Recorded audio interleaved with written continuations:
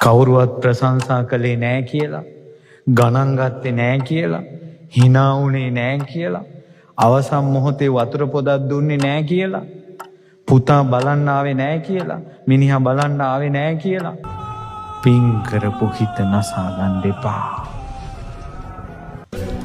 නිරේ ගිනි දැල් මත පිච්චිලා ලෝදියේ තැම්බිලා යමපල්ලන්ගෙන් තාඩන පීඩන වද හිංසන වලට පත් වෙලා නිරේ දුක් විඳලා මනුස්ස ලෝකේ ඇවිල්ලා මේ වතුර පොදක් දෙනකල් බලාගෙන ඉන්නවා.